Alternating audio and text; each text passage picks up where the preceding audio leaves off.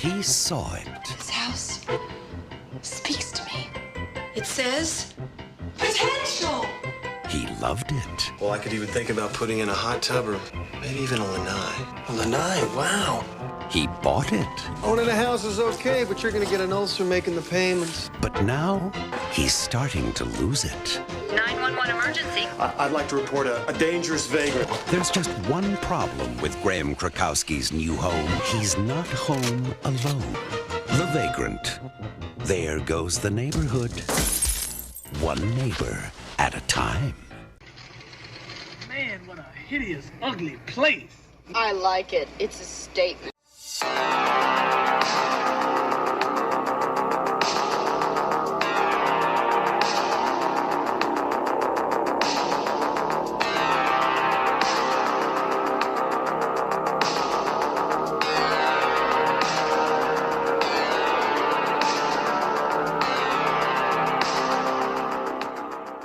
Hey gang, it's Joe and Scott, and we are Just Another Movie Night.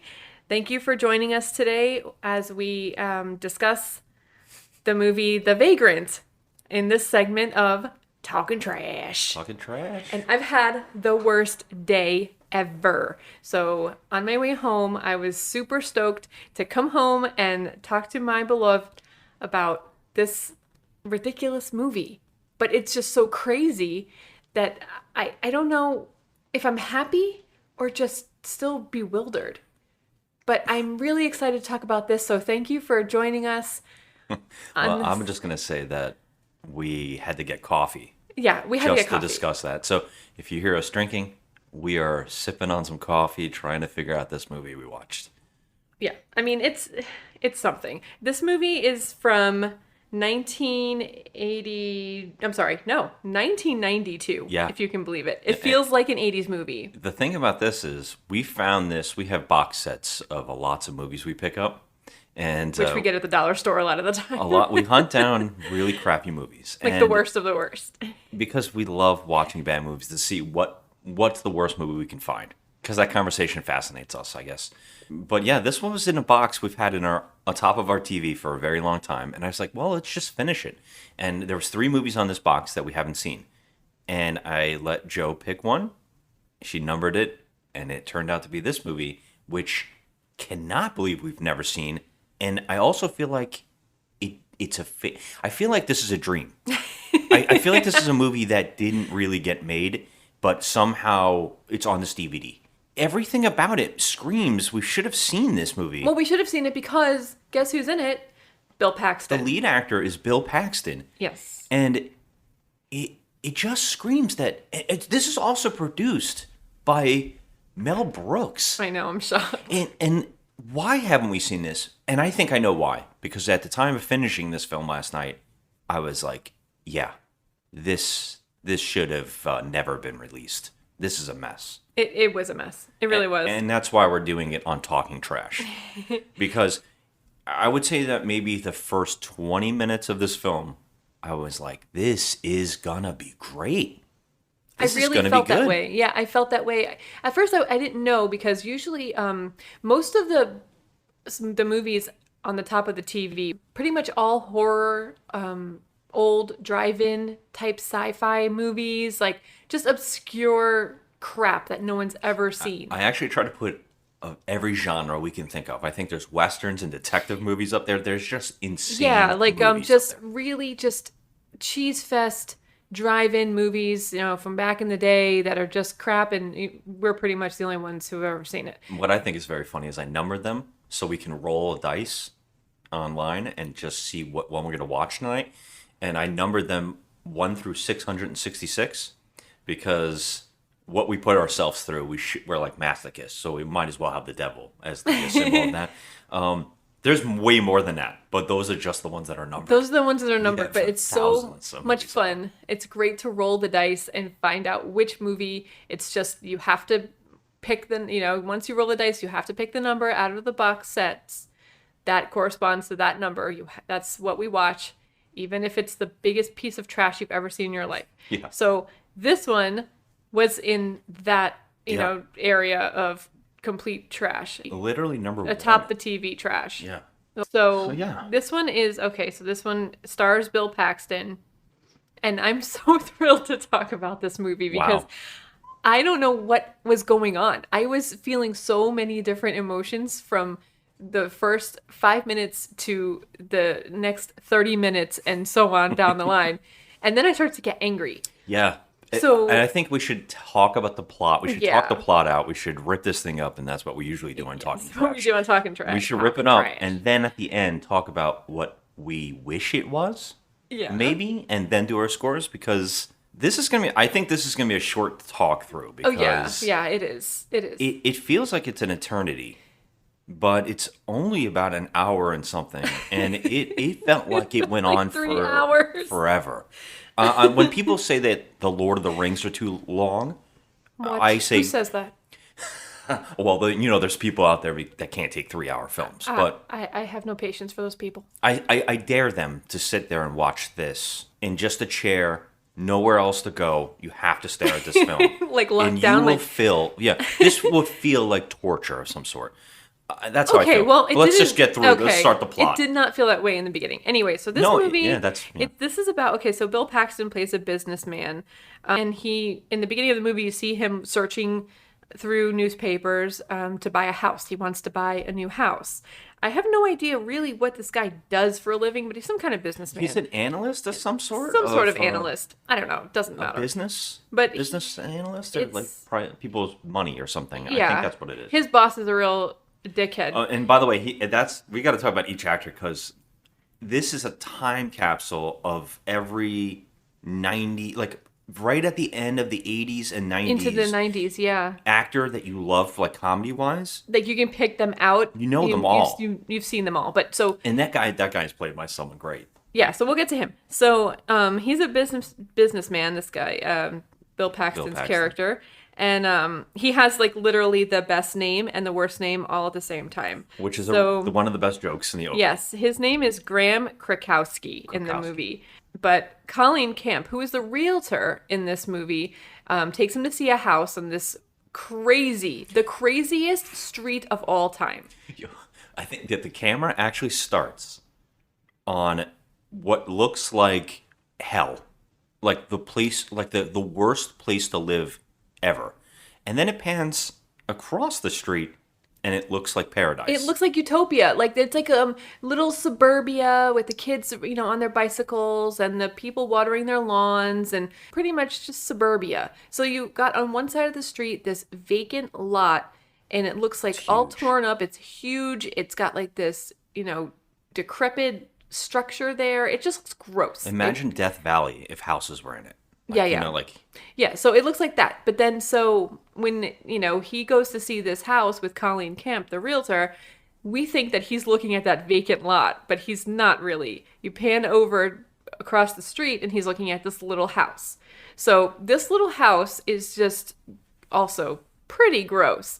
I mean, it doesn't really fit in with the rest of the homes on the street, but the house literally itself has nothing to do with the story or the plot line. It's just that he picks this house because it's cheap. well, we stay in this house for the entire film. Yeah, so. I mean, Almost. It's not like essential to the plot, but it's there. Bill Paxton. Long story short, he buys this Well, house. don't bury the lead, because Colleen Camp is calling him. Oh my God. Okay. Colleen Camp keeps saying, about his name, and we also have to talk about Colleen Camp too. Yeah. So Colleen Camp is the realtor, and so she's like, Oh, and if people don't know who Colleen Camp is, first off, that's a sin. She is very famously known as Yvette the Maid from Clue, which is one of my favorite films. movies of all time. She is like comedy gold. She's in Police Academy. Yeah.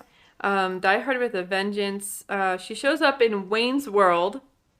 She's I think the guy, the owner of the studio. I think his wife. Yeah. She plays his wife in it. I mean, you guys know who she is. You have When to. she's not awesome. When she's not playing Yvette the Maid, she looks like a whole nother person. She really does. And that's what she looks like in this. She looks like what Colleen Camp normally looks like.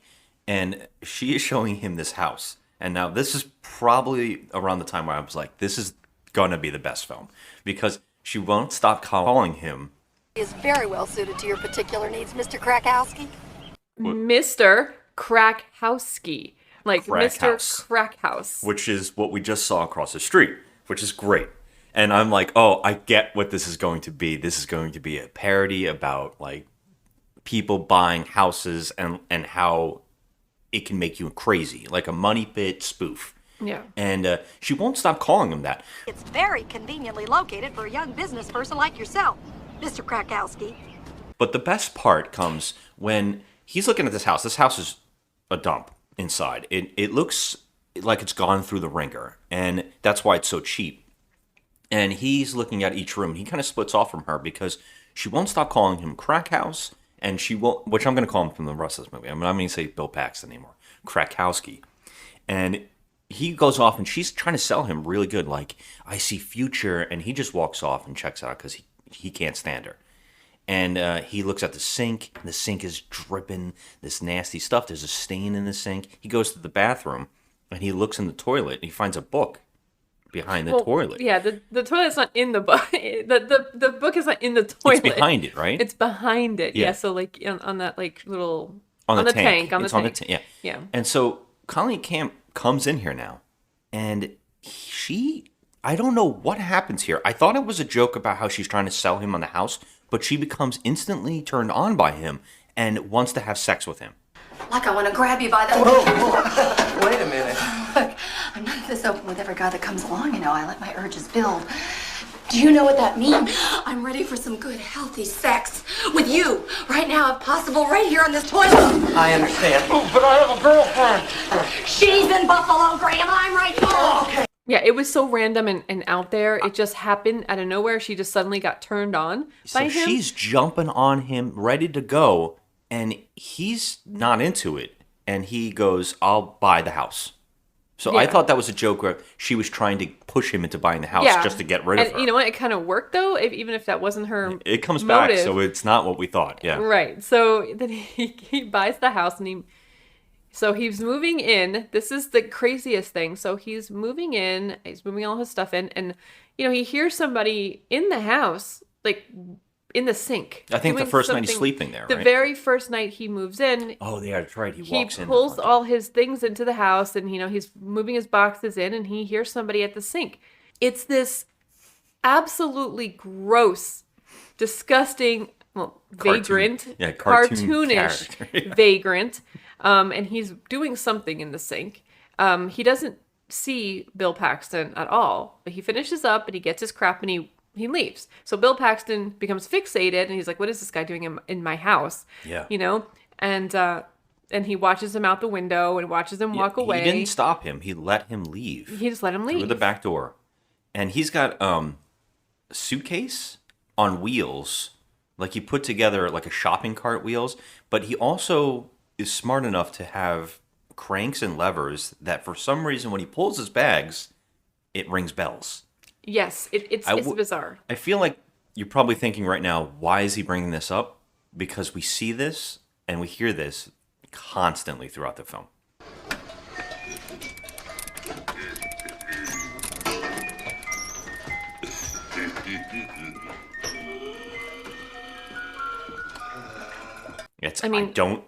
Whatever. A lot we see So it. he watches him out the window, like you were saying. Yeah, so he gets obsessed with the presence of this guy who just helps himself to walk into his house and helps himself to the water and the sink or whatever he's doing. And things go crazy from there. Yeah, he calls his friend. I guess it's his friend. His friend, He's the best friend you can ever have, by the way. He's hilarious, but he also stays with you even when you say the craziest thing. Okay, look, I'm gonna get you Brianna's cousin's number. He just opened up an office. No! My God, if it's true. And some shrink figured it out and called the police. Graham, let go. I mean, what if the authorities actually found out I killed her? And how is everything, gentlemen? Can I see the dessert menu? That's what currently happens Oh my throughout this film gosh, after yeah. this moment. He's like the best friend. His name is Mark McClure, the actor. You know him from Back to the Future as Marty McFly's brother. Yeah, he plays Dave McFly. Yep. You'll know him. He's tall and skinny. He helps him install a brand new door. And now this door, it looks so fake. It's It looks got- like a piece of wood that matches the walls. It's got a deadbolt though. Yeah, he puts a deadbolt in. He helps him do all of that. And basically you find out, like, Krakowski doesn't want to, he's not comfortable with the Vagrant. And was in his house. I wouldn't be Nobody comfortable would. either, because he might come back, you know? So the friend's like, hey, do you want me to sleep here tonight? And he's like, no. Cut to the scene is the joke. He is sleeping there. He's staying with him.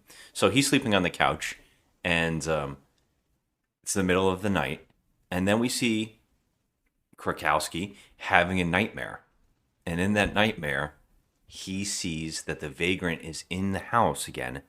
Well, at least we think it might be a nightmare. It might also be happening. But the Vagrant's standing above his bed, and he's removing the light socket from the wall. Or the plate that makes the lights, that covers the light socket. Mm-hmm.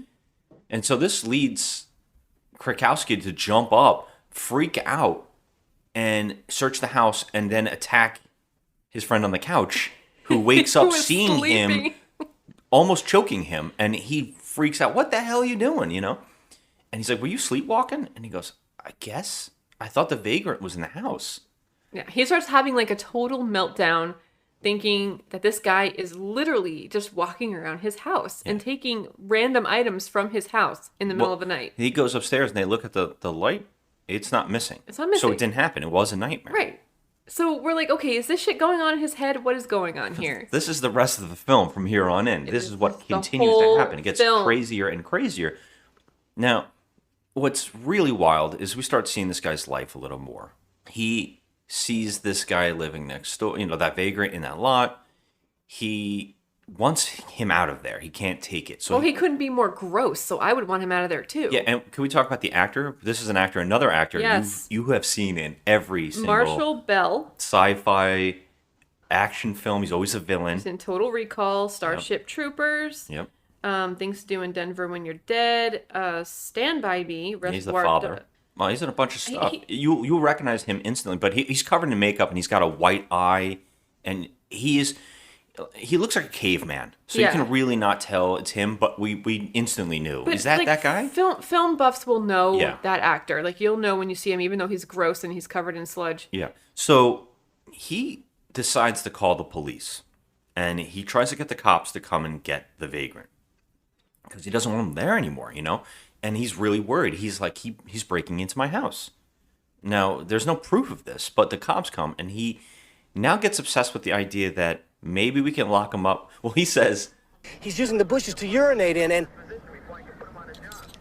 You've seen him urinating? Well... Be honest. Well, no, I haven't actually seen him, but my God, if you smelled those bushes... Circumstantial, you got no case. No, wait, Buzz. If we can find a corroborating witness, we could make the urination stick. He's peeing all over the place. And they're like, wait a minute. The cops are like, now interested. Wait a minute. Have you seen him pissing? Yeah, right? Like they couldn't do anything when he was breaking and entering. But now because he's urinating in public, they can somehow arrest him now. There's two cops. One cop in particular gets very excited about this. And he goes, did you see it? And he's like, well... And he goes, look, if you can find neighbors around here, we're going to get this guy on the pissing. Right? So then they go to a neighbor's house. And he hasn't met this neighbor yet. But it's an old woman. Again, a cartoon character comes out. She's comical. Oh, she's a parody of herself. Yeah. Yes? I'm Officer Schatz. Ma'am, have you witnessed a man urinating in those bushes over there? Urinating? Well, he better hadn't urinate back there. He's over there right now. Quick, I think he's getting ready to urinate. Should I call a backup? No time, no time.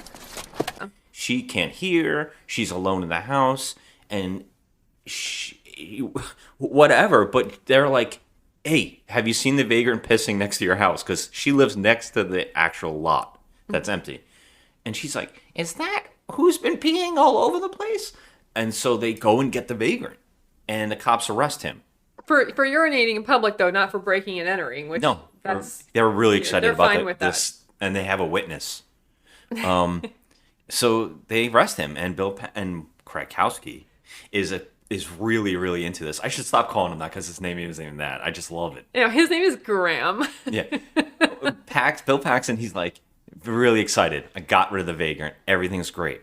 And we find out that he has a girlfriend. Now, this situation here is interesting. The most bizarre add-in to a movie that I've seen in a long time. I mean, she doesn't live in the same state as him. So she flies in. she has about, this is so random and ridiculous that we have to mention it. She has about, I don't know, 16 bags with her, some luggage, like she's moving in to the house. Before we say that, I forgot. I skipped over. She left a message that she was coming into town. He was excited about it. Right, so... But the Vagrant got out of jail. Oh, yes. Before she comes in. He got out of jail. And Paxton keeps seeing this image. He keeps appearing in his house, in his nightmares. He keeps freaking out. And he keeps seeing him staring in his windows and laughing at him. Yeah, it's creepy. And he gets so obsessed that he hires a crew to install an entire base of lights around his house, and they make a wall. It's comical. It's insane. Like he makes so a this fortress. guy, like literally, I'm sorry we're jumping around so much, guys, but like this movie is insane.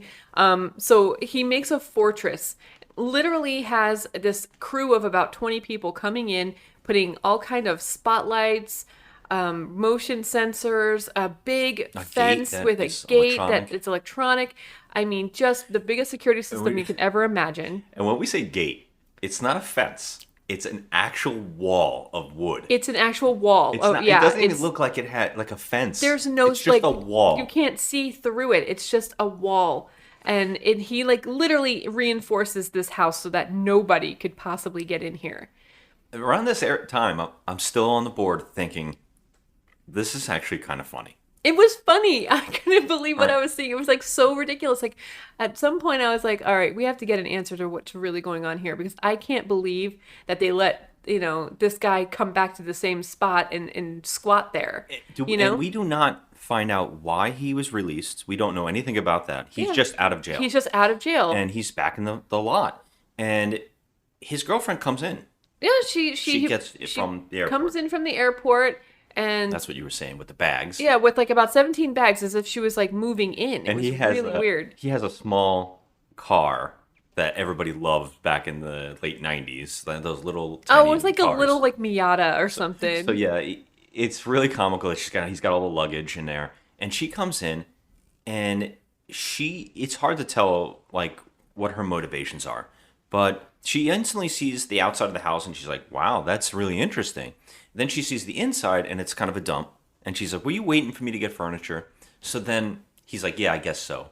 Anything to be with you, basically. He's like a pushover for her. He's mind you, head over he heels has no freaking money, okay? He has no money. And he used it all on the electronics around the house. Yeah, so he used everything that he had. He actually took out a loan, he said, to get all that electronic stuff. It's like a mortgage. So it's like a mortgage. And he reinforced this house. So this woman's all like, oh, you just have this crappy furniture.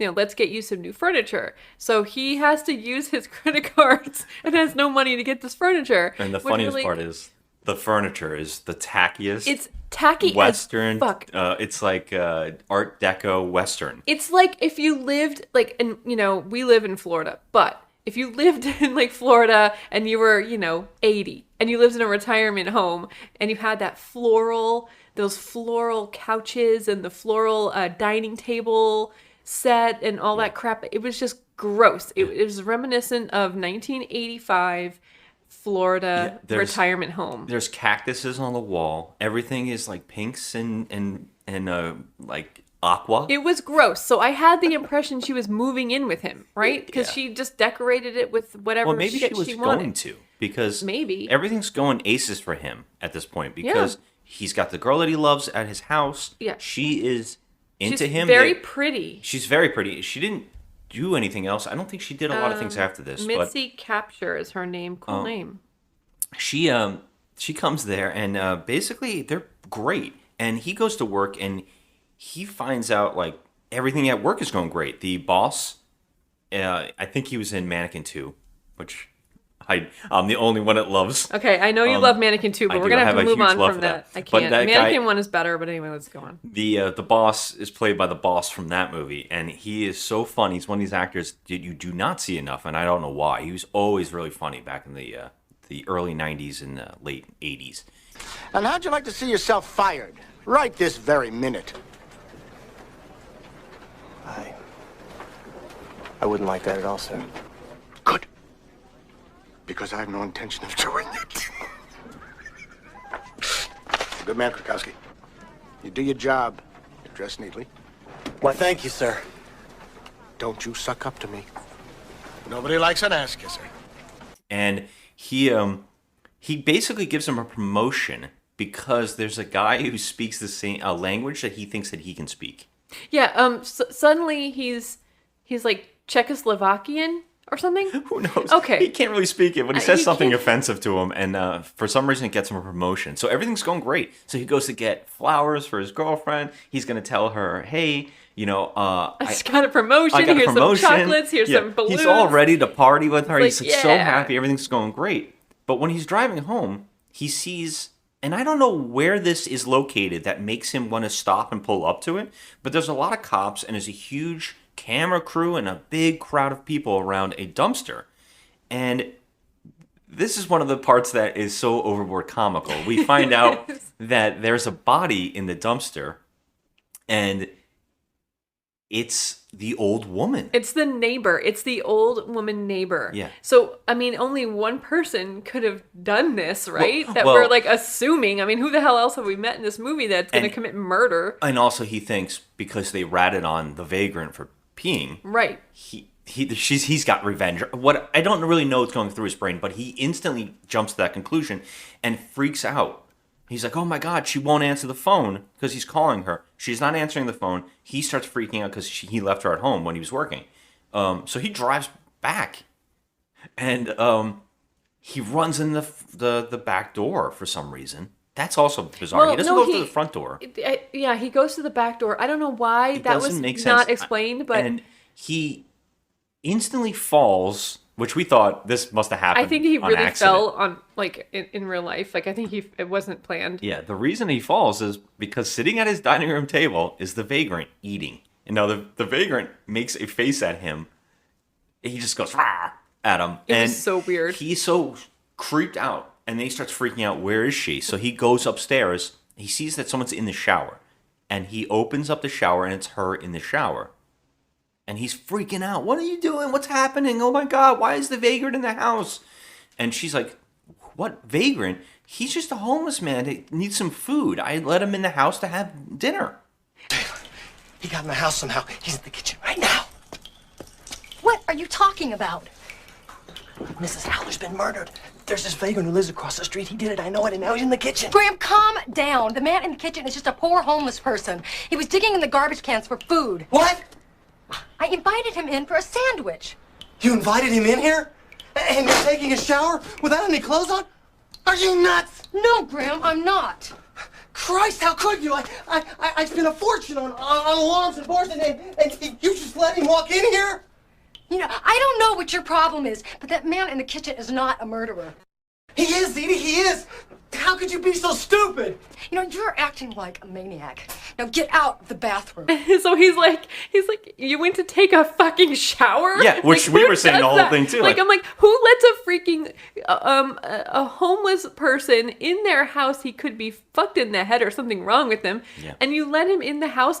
That's one thing. But then letting him in the house and feeding him is one thing. But then you go and take a shower and get naked? Yeah. Are you crazy? She left a homeless man in the house and took a shower. Like, this is, again... It's wild. The stupidest person on earth. I have no idea what is going on in her head. So But Bill Paxton starts screaming at her. Because everything we're saying, he literally says to her, Yes, he goes, like, what are what you, is stupid? wrong with you? Yeah, it's so funny. And she's like, well... F you, you know, like you're being a real jerk. And he's freaking out. Put some fucking clothes on, you know? And then he calls the cops. And then we have another legendary character actor show up as one of the detectives. It's Michael Ironside. And he is, I don't think I've seen him in comedies. Well, but that's the thing. See, I thought that the movie was going to take a more like dramatic turn because I saw him and I'm like, okay, he doesn't do comedy. This is going to take a darker turn right now. Bill Paxton too. Not really known for this kind of stuff. But Michael Ironside is instantly picking his nose and flicking boogers in the house. So it's just we're gross. like, we're okay. What the hell, right? And he's telling him that he knows the Vagrant killed the neighbor. Okay? And they're like... Bill Paxton's saying this to Michael Ironside. Yeah, and then Michael Ironside's in his face. There's another cop with him, too.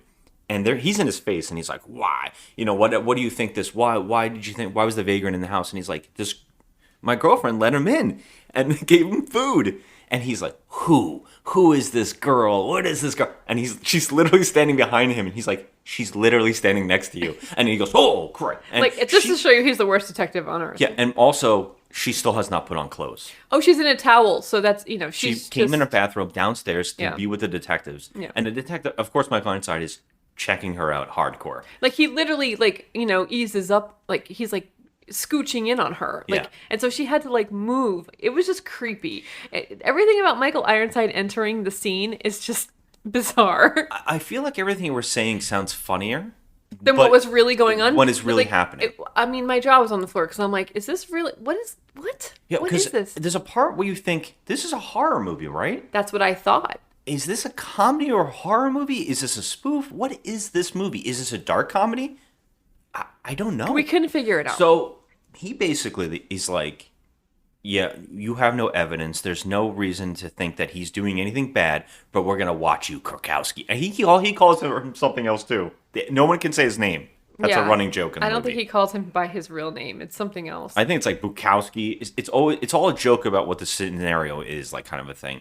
Well, right after that, his girlfriend takes off. She leaves him. And he's like, "I'm sorry for calling you things," but she just gets a cab and she's out. She's out. She says, I hope you can learn to be a better person virtually. Yeah, it was just so bizarre. There was really no reason for her to enter this world at all. I totally forgot, too. He has a nightmare before this happens, where the vagrant is having sex with her. Yeah. It is insane. I mean, the way that this vagrant has impacted his life in just a couple of weeks' time, it's insane. I don't even think it's been weeks. I think it's been a couple of days, to be honest. The day he moves in. Yeah, since the day he moves in, and then sporadically things were happening. He was just showing up, and and Bill Paxton becomes literally obsessed with this vagrant. Absolutely obsessed. Obsessed. And again, there are some parts that had me laughing. The Krakowski joke. There's a couple other things. Michael Ironside was making me laugh a little bit.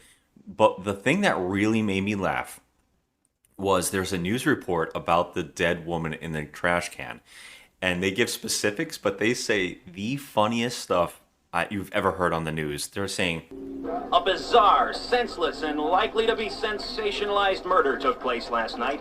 The body of its victim, Mrs. Harry P. Howler, a widow, was found in this sour-smelling garbage container behind Sweeney's Buffet in Slackmore Flats just after 3 p.m.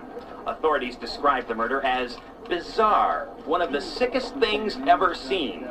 A late-breaking development in this bizarre case. The county coroner's autopsy report contains a startling detail. It said quite simply, and I quote, "The victim's 8 fingers and 2 thumbs have been severed from the body." Oh, my God. Police sources indicate that those fingers and thumbs have not been located at this time. The coroner's report added that the victim had not, repeat, had not been sexually molested. Dixie? We'll have sports and weather after this. This stinky dumpster. Her fingers were all severed. It's just crazy. Things that you wouldn't hear on a news report. She wasn't sexually abused. She wasn't sexually abused. Yeah, and I think someone even in the background went, "Ew."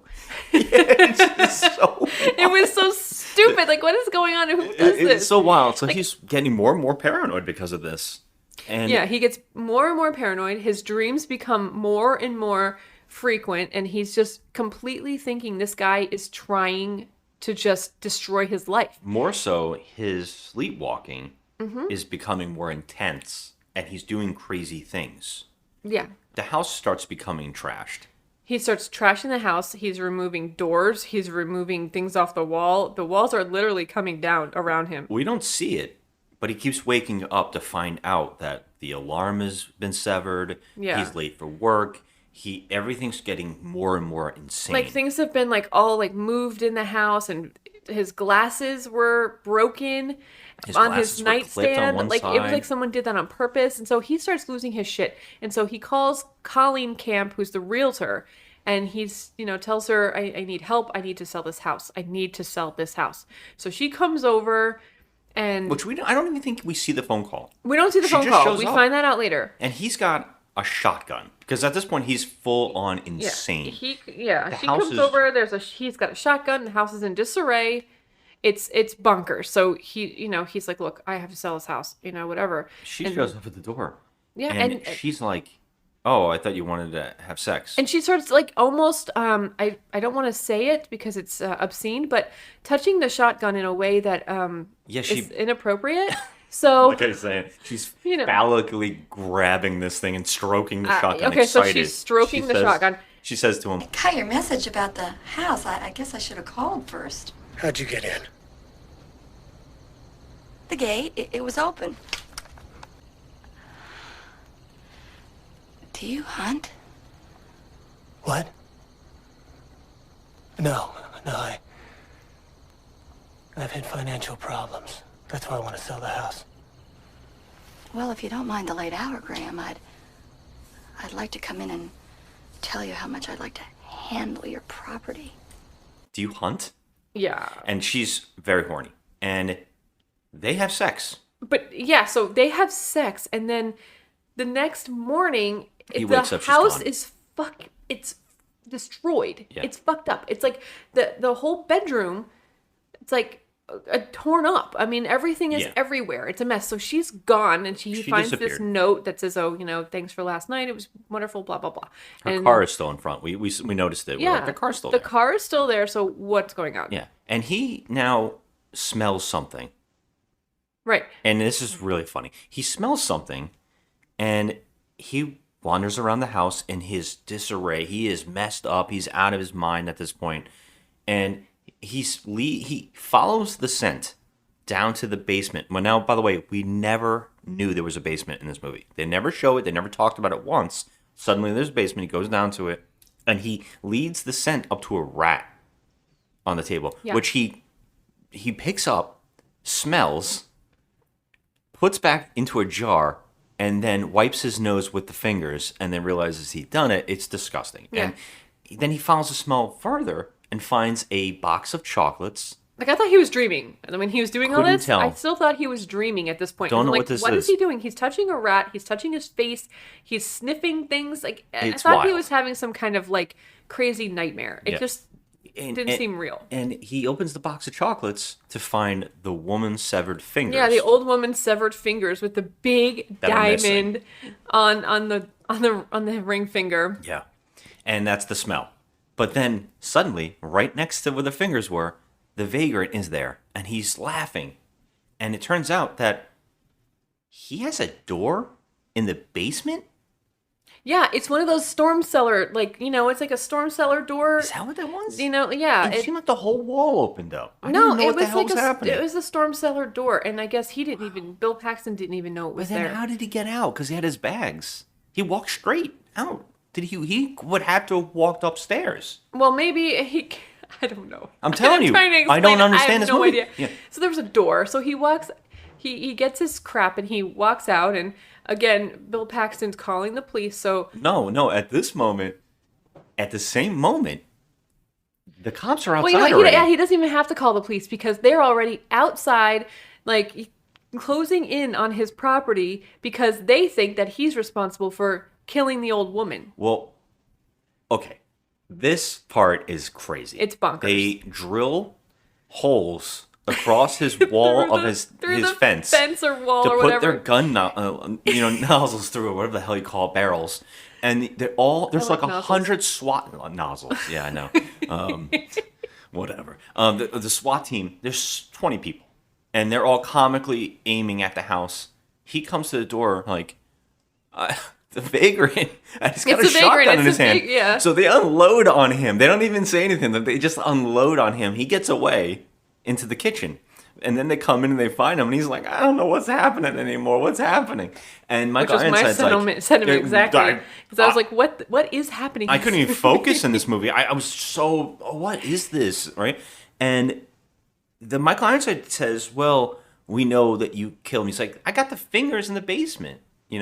I think we're mixing two parts. I think this might have happened in two different spots because... Does it really matter? It doesn't really matter because he basically... You know what? I know we are because he does call the cops to find the fingers, and his friend comes And everybody's saying, I didn't do it. The vagrant was in the basement. But so, yeah, and there was a whole scene from that. But now this is another time where Colleen Camp's missing. Well, she left apparently, but her car's there. Her car's so there. They shoot him up, his house up, and he completely riddle it like Swiss cheese. And they walk up to him and they say, we know you killed the old woman. And now we know that the real estate woman's missing. And he's like, no, she left. She was here last night. And he's like, she's been missing for like a week, right? And her car is sitting outside your house. And he's like, that's impossible. It was last night. They open, this is the best part, the second cop goes, oh my God, in here. Some reason this guy opened up the refrigerator. And he... What? Yeah, why would you open up a refrigerator in someone else's house? But okay. And he opens it up and he finds what seems to be... Oh, I guess the cop does say that they found Colleen Camp's body without her head and her feet and her hands. So what we find in the refrigerator is her head, her feet, and her hands tied together in like a picnic basket type like a scenario. Crock pot or something. Whatever. Like her body parts in there. Yeah. And like, how did this happen? What so is we're happening? thinking, okay, at this point, let me just interject and tell you what I'm thinking at this moment. You sure don't want to say it at the end what we wish and what we Well, got? I'm telling you what I'm thinking at this moment. I'll tell you what I wish at the end. But what I'm thinking right now is that, okay, this guy has financial problems. He hates his job. He just got a promotion. Yeah, well, he was still down on his luck before he got the promotion. But his boss is a real dick to him. But his girl left him. Not the worst boss. I mean, he's a bad boss, but not the worst. Not So the it worst. seems strange. Like Not the worst, If he but- was a bad boss, I would say that makes a little sense. He was a snarky little snarky I shit. guess he's but just an idiot. Yeah. He, so I felt like at this point in the movie, my theory of what was happening in this movie was that Bill Paxton, he was just losing his mind. He was just going crazy. He was envisioning that this guy was stalking his life, this vagrant, and the vagrant really wasn't stalking his life. Well, you're kind of giving the ending away here. I That's why I mean, wanted to wait. To the extent that he sees him everywhere, he's like, anyway, so Bill Paxton, I felt at this point in the movie that Bill Paxton was literally losing his mind because that's after what the movie wants you to think. his girl left him, the house, he just tore up the house. Everything was in disarray. Everything was crazy. I felt like he was just losing his mind, and all of this was going on in his head. That there was no vagrant. He was just making shit up in his head, and he just had gone mental. It's just crazy. I know it was trying to be funny, but I was like, guess. I don't understand what this movie is trying to be at this point. So at this point, he goes to jail. And then they have a trial. Right? And this is where the movie basically turns to a whole new thing. It turns into this half, although there's one joke here that is the best joke in the movie. We'll get to that in a minute. But this is where the movie turns to completely terrible to me. It's just bad. He goes to trial, and his mother is brought on to defend him. On the stand. Onto the stand. And they like berate her, and they tell her, did you know your son was always a serial killer or like a crazy person? And she's like, no. Well, what about that one time that he hit a kid? And she's like, he was 5 years old. And they're like, so it's a yes. And she's like, no, he's 5. You don't understand. He's a good boy. And then she has a heart attack and dies on the stand. The whole court freaks out. And the jurors are like, aw, he lost his mother. He should be freed. Yeah. So it's a mistrial, and he gets off. Ridiculous thing I've ever... They found body parts in his refrigerator. 2 dead people's body parts. Yeah, 2 dead people's body parts in his home.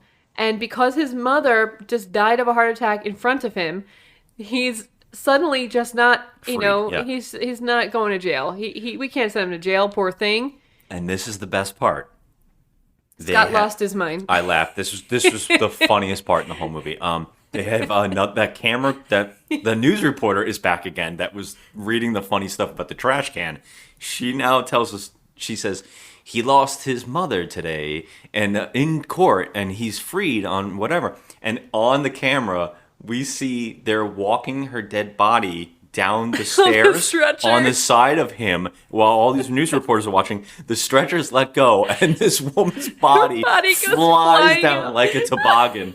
It's insane. I laughed so friggin' hard. I thought this was so funny. And you're just watching Bill Paxton's sad face watching his mother fly down the stairs. Like, he looks like he's just so distraught. And it's on live TV. It's on live TV. It's his amazing. mother just died, and oh, it's so good. His whole life is in, like, complete shambles. Yeah. So, so that... I'm like, what can we do from here? And he's free. Not guilty, my ass.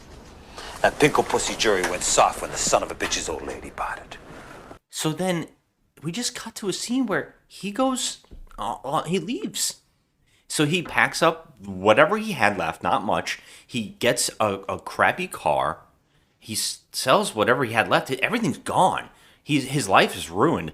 And he just goes on the land. He just runs. He just basically drives away. He just drives away. And he ends up at a motorhome. And now we get new characters and then a new plot line. So we thought that the movie would end with some kind of answer after the court scene.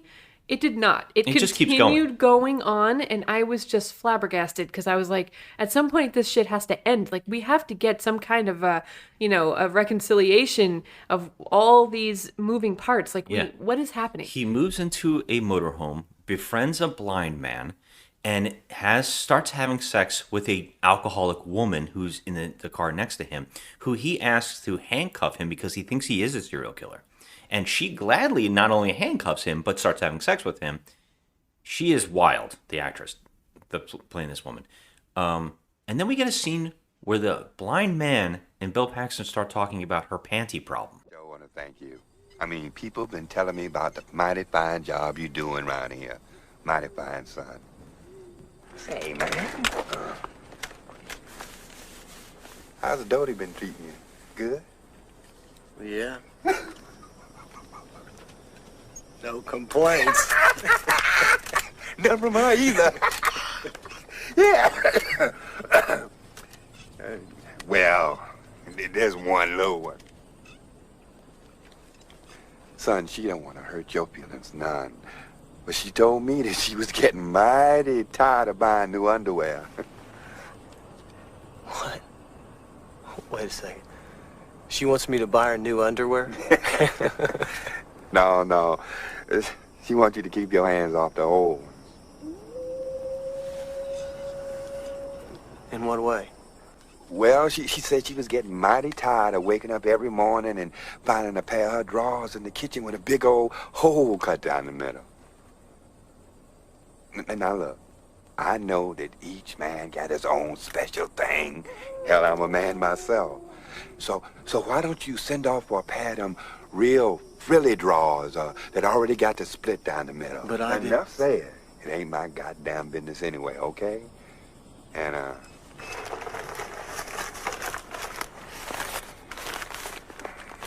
she said she don't want these no more. I'll be right back. Why is this blind man the go-between between this relationship? That's the only problem with what's happening in the plot right now. I just the scene. I was like, what is this? We This have is so no idea. odd. Like, what is this scene? Like, why are we going from the corpse, falling down the stairs like a toboggan to Because this is where the movie goes. Because the movie just moves on. And like this blind man, his name is X-Ray, by the way. It's Oh, funny. that's right, X-Ray. X-Ray, and it does, none of this makes any sense. Yeah, and I agree. We're like, okay, so he's at rock bottom. He's at this trailer park now, and he's like the manager of the trailer park. And I'm like, this movie took such a turn. I don't know where we are. I didn't know where we were in the beginning. In the first hour of the movie, I had no idea where we were. I mean, it was a hot mess. And now all of a sudden, it got worse. It got so much worse. Like, what is happening? This isn't even about the Vagrant anymore. It's not even about Bill Paxton's state of mind anymore. He's at a trailer park, and he's banging some girl who's like obsessed with underwear. I don't know what's good. She's an alcoholic who's like obsessed with making food. It is so odd. And then we just get a scene with like he gets the underwear back, and then he's like, "Oh, something's wrong with me still." And then we start having the nightmares again. Mm-hmm. That the Vagrant is at the trailer park. He starts having nightmares about the Vagrant again. And then the blind man's dog is murdered. Yes. And it's hanging from the clothesline outside. He walks into it and slams into it. He also wakes up with a comical butcher. It's a cleaver. Cleaver. He wakes up. Bill Paxton wakes up with a cleaver covered in blood on his chest. Yeah. So we're like, okay, so I don't know. Then we find the dog. That's when he finds the dog. They He's want like, us to know that he did I it? killed the dog. Right? Yeah. And he's like, oh, the vagrant's back. And then he goes out there. Now, X-Ray, the blind man, finds his dog dead and starts. Well, first off, he's blind. He walks into it. I don't know how he knows it's his dog hanging from the thing. Well, he felt it, and I guess, not a lot of things hang that have hair. I guess. So he starts freaking out and has a heart attack and dies. And then So X-Ray's dead. X-Ray's dead. What's happening? Okay. He goes on the run. He starts swinging the cleaver at all of the people in the motorhome. Because they're like screaming at him. They're like, "Oh my God, what did you do? He's covered in blood. He killed the dog, supposedly." Girlfriend's like, honey, calm the hell down. Yeah. He's flipping out, freaking out. He said the vagrant's back. Then we cut to the vagrant's back. The vagrant is literally He's there. back. He's cut there. To, we there's a mine or something, and he's in the cave, and he's laughing. He has Paxton's glasses that he had cut. I guess that had been cut earlier. He's wearing them, and he's laughing at it. And I don't even know how this connects here. You would have to help me here, because this is where I started literally checking out. I'm sitting there looking at this. I'm watching this movie. I am completely involved in it, and I still don't understand what is going on right now. The vagrant is real. Okay, but It he turns traveled who knows how far How would away. he even know where he went? How did the vagrant get to wherever he was? Was he hiding in his car? That's impossible. Like Cape Fear. I don't know. It would be I don't know. impossible for that to happen. So what we're told now, in the worst thing I've ever, it's just so bad that the vagrant was really doing everything that we saw in this film. That Paxton was right. It wasn't all in his head. It wasn't in his head. I don't know how that makes any sense, because what we're told is that the vagrant is actually a man who pretends to be a vagrant to make people go crazy. Okay, well, here's the thing. He's a doctor.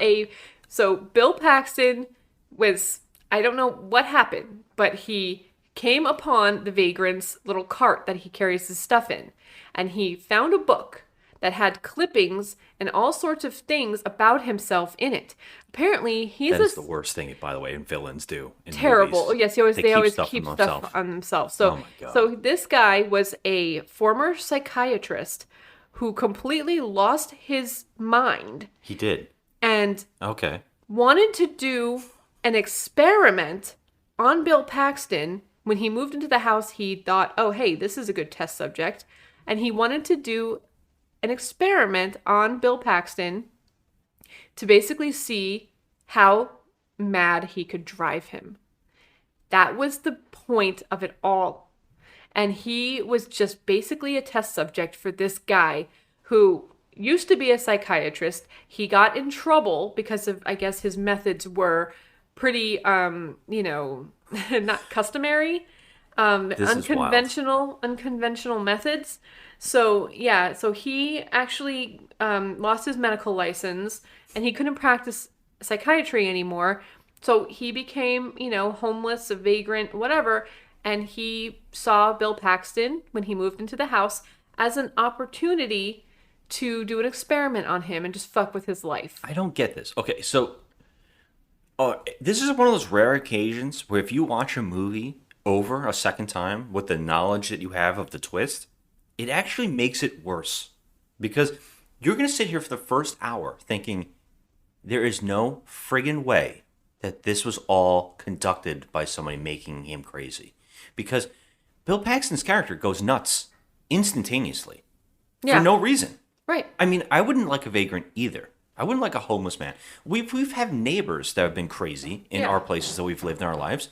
I wouldn't say that I would flip out and lose my mind. I live with it. You live with it. Right. I mean, unless he's doing something utterly criminal, He doesn't do anything, but really. he's really not. He's just there, and Bill Paxton thinks that he's stalking his life, which in reality he kind of is, but he's not to the extent of But the nightmares, the things that he's seeing in the nightmares aren't really happening. If they were, it would be a different story. Yes, but they are happening because Colleen Camp is technically, she's dead. I know that, but So that never who the happened in his hell- nightmare. who killed her? In his nightmare, he was removing things from the house. He was doing all these things in the Right. house. None of those things None ever of happened. those things happen. So the so that nightmares. means that Bill Paxton's just literally having nightmares. He's just having nightmares. Yeah.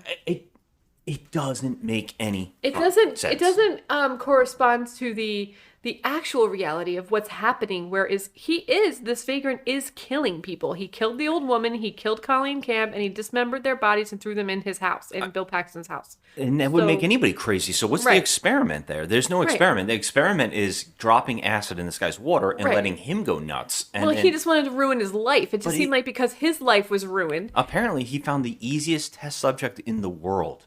It is. It didn't take long. Yeah, it was not. Instant. It was not really a test subject at all. It was No. pretty easy for him to drive this guy Terrible. mad. So he was. Can you tell me how it ends? Because I So- cannot for the life of me Yes, remember it's any of it. absolutely insane. Okay, so how Michael Ironside and his detective partner That's right. find Bill Paxton and why they find Bill Paxton. Oops-a-daisy. Sorry. Ma'am, have you seen this man? Driving a blue 78 Ford station wagon? You mean like the one on fire out there? Krakowski. We learn, okay, this is the most ridiculous ending to a movie I have seen in quite some time. So, Michael Ironside and his partner are trying to locate Bill Paxton. They know that he's living at this trailer park now and whatever. Why are they going there? Do So they know he's innocent? I'm getting to that. So Okay. they're going to find him, and they walk into this big mess of it. It looks like they're in a warehouse or something. He's trying to fight the vagrant. You know, the Bill Paxton's fighting the vagrant, and he has, I believe he has a gun or a machete or something to try and defend himself. And Michael Ironside and his partner somehow find them, and the vagrant kills Michael Ironside. Kills him, and brace yourself for this, with a chair through the chest. Oh my god, I forgot. Yeah. Okay? It's the most comical, ridiculous thing. So it's actually, where they were was like an amusement park. It was like a haunted attraction that was like closed for the summer or something. So everything in there was like, you know, creepy and whatever. And so they're running through there, and the vagrant's trying to kill Bill Paxton, and Bill Paxton trying to kill the vagrant. And then Michael Ironside and his partner walk in. They have a struggle, and Michael Ironside gets a chair through the chest. Okay, all four legs of the chair go Through his shirt his chest. and his jacket too. Through all I of it. remember it's all through it. Yeah, so this vagrant is like, you know, the Incredible Hulk. This is Okay. terrible. So that's what happens. And so the partner comes running in. Oh my God. Oh my God. And he shoots the vagrant. Okay. Then he falls down onto a pit of, like, it looks like spikes when he falls. But then we learn that he falls into a truck full of cacti. It's like, so... I can't even recall this happening. Yeah.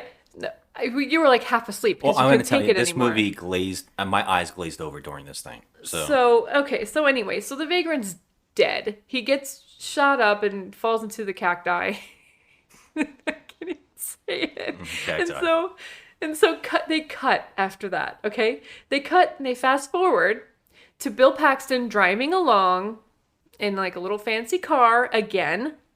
And he pulls up to this beautiful mansion. They explained to us in very few words that this vagrant has been wanted in 8 states for murder. And Bill Paxton is the one that brought him to justice. And that is what Michael Ironside and his partner discovered. And that is why they were looking for Bill Paxton and trying to find him so that they could reward him for stumbling across this, I guess, serial killer? I guess he's a serial killer, this guy, this What vagrant. the hell? Yeah. So What the hell? They figured that if they found Bill Paxton, they would also find the Vagrant because they're both obsessed with each other. And guess what? They did. They were both in the same location. And so anyway, long story short, too late. There was a reward. There was a reward in 8 states for bringing this vagrant to justice, this ex-psychiatrist. And he's been serial killing all across the states. Okay. And so now Bill Paxton went from a broke ass, trailer park living, hopeless guy. He's about to buy a mansion. Mm-hmm. And so he walks in, he tells the realtor, yeah, I'll take this house. Uh-huh. And then they cut to his face and just his face alone. And he's looking down at the sink. So he turns on the water in the sink, make sure everything's running properly. Then he turns off the water. Pan to Bill Paxton's face. And he's staring at the faucet because it's dripping. And all of a sudden, his face changes as if he just flipped a switch. Like he had just, something happened in his head. Like he'd gone mental. And they leave us thinking that also Bill Paxton was a nutcase throughout the movie. Also, as I recall, they also played the bell. They played the bell from the trash. That guy's yes. bags. And so it's what I'm taking from that ending is that you could take it one of two ways. Either he was crazy the whole time, which it seems to be. It seems to be. Or he had just flipped a switch because of everything he had just gone through. So he just went kind of crazy when he saw the water dripping. And the water dripping is from the house. It's the same sink from the house. It's like the stain and the dripping that he's seeing. Yeah, so you just get this shot of his face and you see his eye twitch. It's from the house before he owned, when he went nuts. Yes, when he was there. And then, so you get the feeling at the end of this movie, okay, so it's one of two things. Either he was crazy the whole time or he has just gone completely batshit. It's almost like the movie had an idea and could not successfully bring it forth. I think they might have had an idea in the beginning, like just a premise. Yeah. But they didn't know where to take it. Yeah. And I'm sitting here throughout this only 1.5 hour long movie. No way. Is it only an hour and a half? Yes, it is. I knew it. And I'm sitting here agonizing, like, this movie should have ended 30 minutes ago. Mm-hmm. What is going on? Yeah. They were just taking us in all these twists and turns. This whole time I'm here thinking, like, okay, maybe this vagrant is just all in his head, which would have made a better movie if he had just gone crazy because he was just going through so much stuff in his life and he just was just losing it. That would have made for a better movie. But the whole idea of this guy actually existing and being, in his life and doing all this stuff to him and killing people for an experiment. Mm-hmm. I mean, what was the end result of this experiment? Okay, fine, you drove him out of his mind. Now what? What are you going to do? You going to write a book about it? I guess he pins murders on people and makes them crazy. I guess that's what he's doing. That they're calling it an experiment. But okay. don't overshadow, because the movie's virtually telling you maybe everything didn't happen and that Bill Paxton's all in his mind and he's crazy. Right. But if they had gone one direction, either or, whether Bill Paxton was actually crazy and it was all going on in his head, or they did this psychiatrist vagrant is a serial killer and he's just lost his marbles and he's going around killing people and pinning it on unsuspecting poor, businessman. Yeah. That would make a better movie. Either one. But because they're telling us all this nonsense that he was doing some experiment on him and he was just, basically he was fleeing the police and he was just screwing with this guy's life. Well, what's wild about this and what really pokes a hole. Get your life together. Yeah. You had coffee, not beer. Yeah, honestly. What really makes the plot hole really bad is that he was arrested. So how did they not know it was him with his fingerprints? Yeah, after I watched this movie, I sat there and I thought, like, okay, there's so many reasons why that they would have already caught this guy. Yeah. Because number one, the minute they fingerprint him, they would look and see, like, okay, This guy's wanted in 8 states. And it's not legal to be homeless and be squatting in lots. It's not illegal. It's legal. It's not legal. So he would have been in trouble before this. And yeah, I mean, someone would have gives a called the crap? police on him Yeah. already because he's just, he's just gross and he's, lingering around and there's children in the neighborhood and stuff. It would just never have happened. They would have busted him a million times. I'm just going to say this. Who cares? I hated this movie. I hated this. I wish none of this had ever happened. There was a part, and I got to tell you, I have a huge problem with 90s movies. That's something we haven't talked about in the podcast yet, but you and me talk about all the time. The 90s are a mess. It's like people finding out, coming from the 80s, coming into the 90s, they start figuring out, oh, we can change. We could do like surreal stuff and do interesting and change up, but they all have this cheese that they put on top. Yeah. This thing that doesn't work. And we've seen so many movies from this time period that this movie's filmed in, where it's just so culty in a way where nothing really works and it feels so faked. Yeah. And it feels so uninteresting. There's so many movies that come to my mind with this weird pastel color and this weird gloss and this weird businessman type thing. They're always like this. And I hate them. And I always say that the 90s were my least favorite decade of films. I know there's a lot of great movies there and that's crazy, but there's so much bad crap being filmed. And this movie in particular hits all of those notes that I have a problem with. It's an interesting concept that should be much better with such a good cast, but doesn't ever get to any heights of where it could go. I know. Now, if I was going to say what this movie should have been, it should have been an American Psycho. That's what I was going to say. Yeah, it should Type have been scenario. like that. Yeah. Where it's about a businessman, like his life is not what he wants. Things aren't going right for him, and he's going crazy.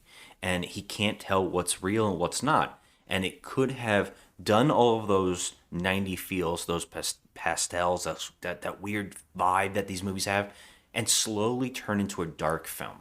And it would have been excellent. Yeah. If the movie got really dark. Yeah, but it wouldn't because it was produced by Mel Brooks and he's like slapsticky and he. That's funny. It's but weird. It's like there was 2 different people involved in this. It was like slapsticky and then serious, and they couldn't get a cohesive action going. It was just all over the place. What I believe I also read was that I think the director and the writer, they only have worked in smaller things. They haven't really branched out, and I think this is one of the director's like only movies. Like I think he has a couple, but nothing like huge. And it's like probably the producers gave him some money and like let them have a chance. But this wasn't a success. I'm shocked that he got as many people on board as he did from the time. But I think he probably worked with them as, I think the director worked in other areas of filmmaking. So he probably had met all these people. But wow. Yeah, I'm all down for the slapsticky comedy horror stuff. I love it. There's some great moments with the news and stuff like that. Yeah. And Bill Paxton's good. I love Bill Paxton as an actor.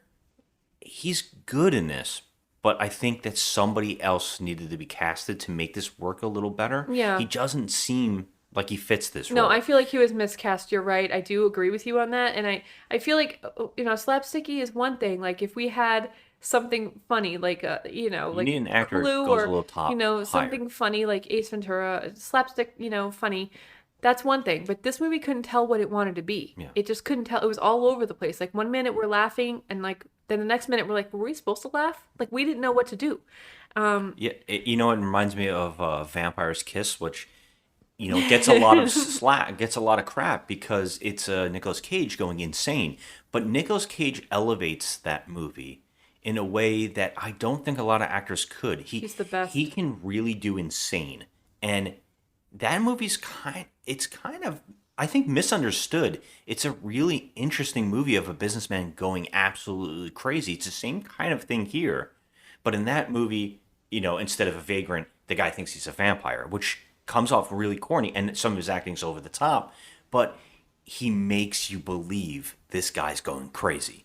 Yeah. And it is so believable, and it's so interesting. It's one of those movies that you can't stop thinking about, but this movie, I can see why nobody ever heard. I can see why this isn't seen. I wonder how many people rated it on IMDb. Like, I can only imagine not many. It's probably one of those movies a lot of people like us have found in these box sets and just were shocked they'd never heard of a Bill Paxton movie. Yeah. I can't imagine this thing being in the theater. Well, it got a 5.7 on IMDb, Out but of there's how many people? 1,671 people That's reviewed exactly it. what I was going to But guess. like honestly, this movie was just bad. Yeah. It couldn't tell what it wanted to be. It was just all over the place. It was definitely worthy of our talking trash segment. It was just because I'm on a kick, but like it was as bad as Josh Hartnett's hair in the 90s. Oh, there you go. There's another thing for another I time about the 90s. I rewatched The Faculty for the 900th time because I actually like that movie. But I gotta say the cast is awesome. But Josh Hartnett's hair just literally defines the 90s. Yeah, it's like this weird cult time where directors are trying to experiment, and a lot of kids were being handed budgets, like a lot of up and coming directors, and they were all coming from this cheesy thing. It's very strange, the 90s. There's so many. We can literally cheesy things. have a whole 3-hour podcast just on the 90s.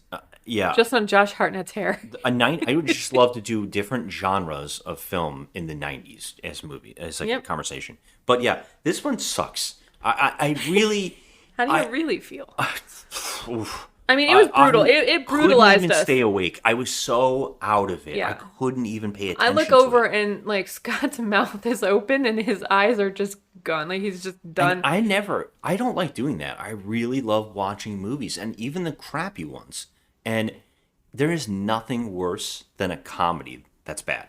Because if a joke doesn't land, it really turns you off. I just feel like And this that whole movie movie's wasn't that. a comedy. It didn't know what the hell it was. That's the problem with this movie. Michael Ironside was stabbed with a chair. If it's not a comedy, I don't know what the hell it is. Listen to this labeling, okay? It's Please. labeled on IMDb as a comedy horror thriller. What the fuck? Yeah. There is no way None of it is that. all three of those things. Like it was just a hot mess. Yeah. I The thriller is because there's a bad guy to chase.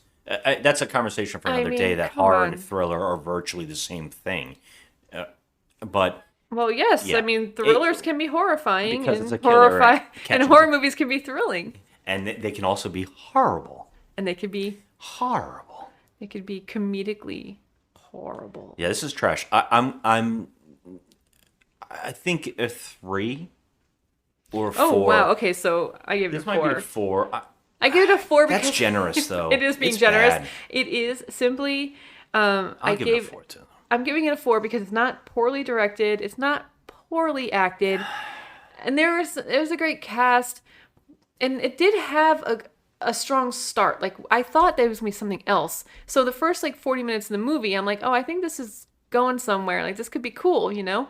This could be like some psychological thing where he's lost his mind and he thinks all this stuff is happening. Oh, me too. But then it overstayed its welcome. It went on 30 minutes too long. Agreed. And it just didn't know what the heck it was at all. Someone listening to this is like, this podcast has gone on 30 That's minutes exactly too what I was long. thinking. Like we're like, oh, this is gonna be short. But you know what? We had so much to say on this movie. I didn't have anything to say. I'm just listening to you. No, we had so much to say on this piece of crap. But you know what? We're gonna wrap it up now and let you guys go. This is a 4.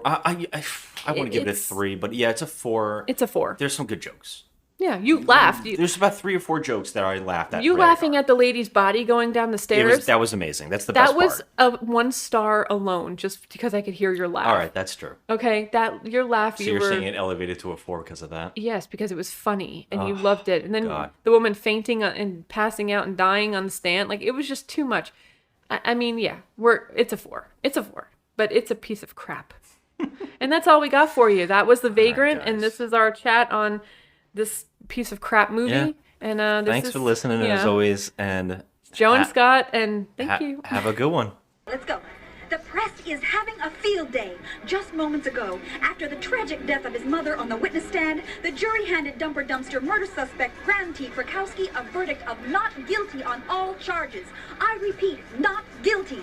Controversy abounds. Stay with us. We'll be right here with live reenactments on the hour. Wait a minute, Greg. They're coming out now. Yes, here comes the late Mrs. Krakowski now, alongside her son Graham. Oh my God. Oh, I don't believe it. Oh, this poor man, ladies and gentlemen, one thing after another.